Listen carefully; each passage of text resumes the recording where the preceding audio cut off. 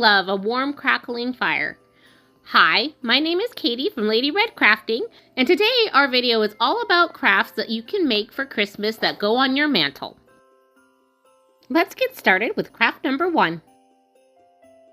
So this year I found these adorable acorns at the Dollar Tree, and I decided that I wanted to change them up and make them for the Christmas season instead of for fall.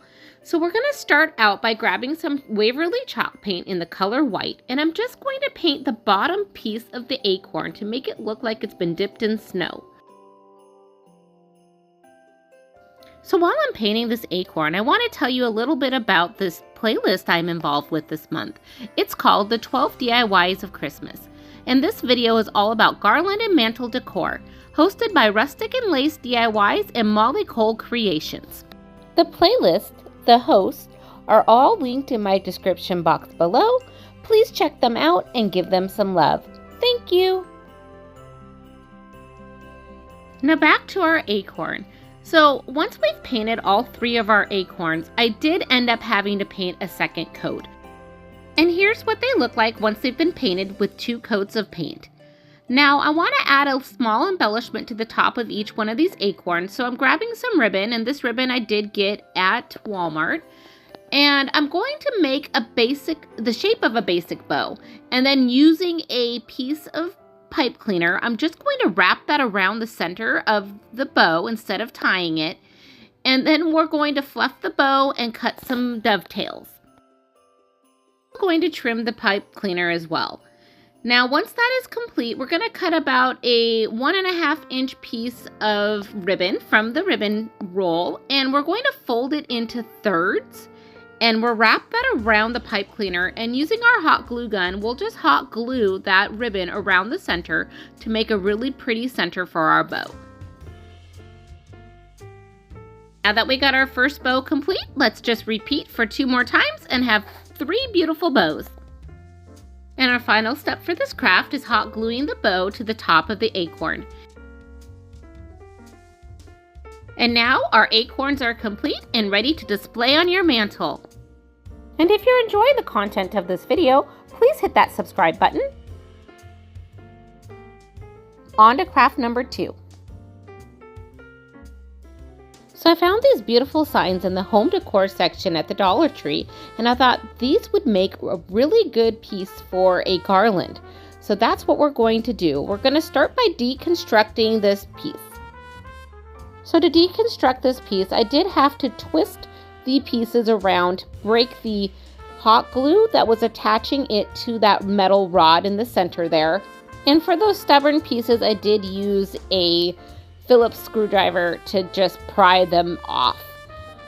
And I like to do things in odd numbers, so I ended up needing 2 signs so I could get 5 pieces to make 1 garland. Let's grab our sander. I use a zip sander, but a sanding block would work just fine. And I'm just going to sand down the letters that are on these pieces so that nothing is raised, so when I paint over them, we won't see them. I also went ahead and sanded the sides of these pieces just to take any of that hot glue or glue that was still on them, so everything was nice and clean. Now I placed these on a paintable surface, and to keep them from moving around, I'm using some painter's tape underneath each block just to help stabilize everything. Now let's grab our Waverly chalk paint in the color white and go ahead and paint a nice coat over the tops of all of these blocks. And I want this to be really bright white, so we're going to paint 2 coats of paint. So I had this macrame rope from the Dollar Tree in the color gray, and well, my dog got into it, and let's just say it's a little bit of a tangled mess, but we were able to untangle it and use it for this craft. So we're going to start by just hot gluing the back of the rope to the back side of the block, and then we're going to wrap this rope around the top triangle portion of the block. And we'll do a single wrap and then add another little bit of hot glue, and we'll continue doing it till we get all the way up to the top.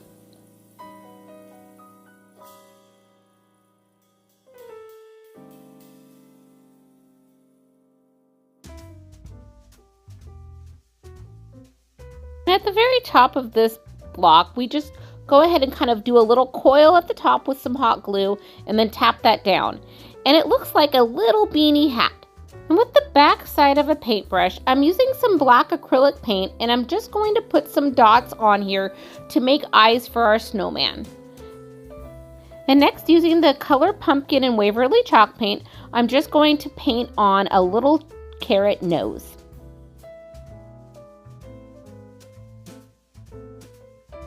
Now, using the back side of our paintbrush and some black acrylic paint, we're going to use the same technique and paint a mouth on our snowman. Then I repeated this step for 4 additional snowmans. So I didn't have any mini pom-poms in my stash, so I thought, what could I use to make some pom-poms? And I saw my yarn over in my stash and I thought, well, this might work really well. So we're just gonna cut them out into little pieces about the size of a tater tot. And once we get the 5 pieces cut, we're just gonna add some hot glue to the top of each one of the hats and apply one of those small pieces of yarn.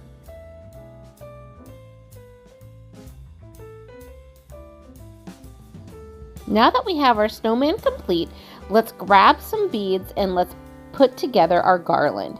And so I'm doing a combination of different beads. Most of these I got at the Dollar Tree, the white ones and the black ones, but the silver ones I believe I got on Amazon, and they're linked in my Amazon store below.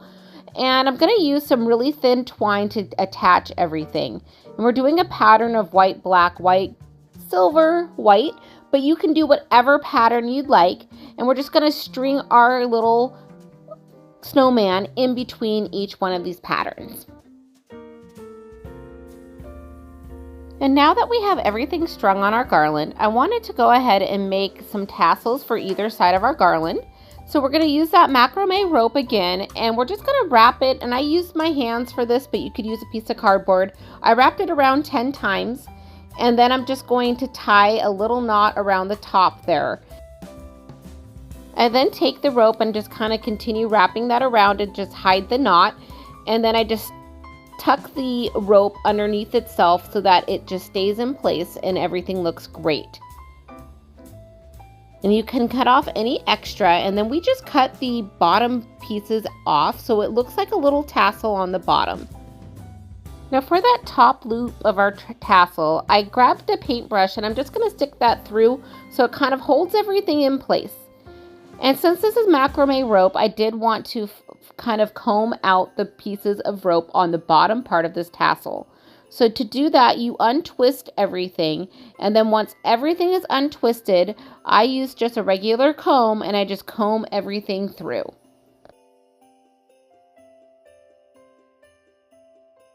Once you have everything combed out the way you like, I just trim the bottom just to give it a little haircut to make everything look nice. So to attach the garland to the tassel, I tie the string from the garland to the paintbrush, and then I'm going to use the paintbrush as a needle and just pull everything right through. And then you can just tie a knot at the end. Then repeat and do this for the other side of your garland. And look at how adorable these snowmen turned out. They'll be perfect for your mantle or on a tiered tray. Rolling on to craft number 3. For this craft, we're going to use these beautiful napkins that I got at HomeGoods and the signs that we used in the previous craft for our garlands. After you've deconstructed the signs from the Dollar Tree, I take my zip sander and I just sand down the letters to make sure there's no raised pieces on our blocks. Forget to sand on the sides just to make sure all of the glue is off of these wood blocks. And now that our blocks are prepped, I put these on a paintable surface.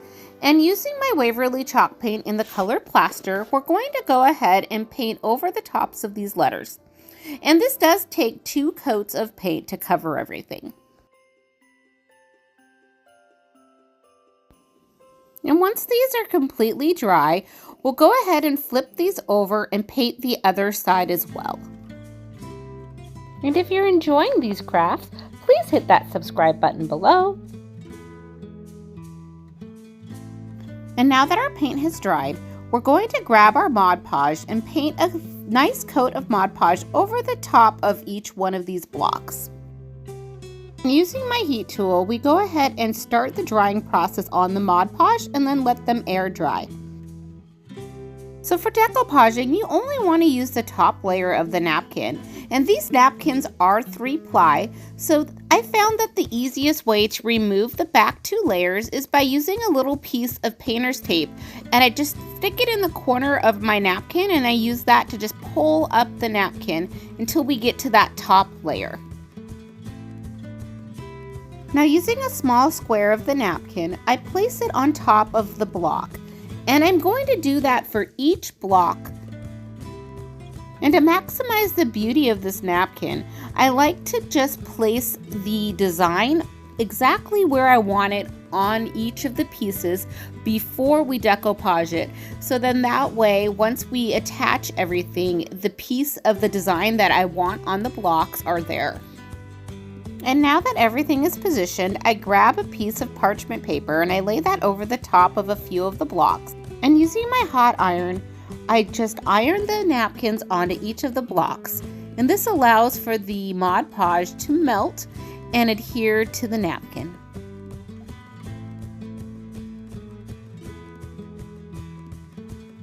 And to remove the remainder of the napkin, I use a sanding block or my zip sander, and I sand in a downward motion, and this allows for the napkin just to fall right off of our piece.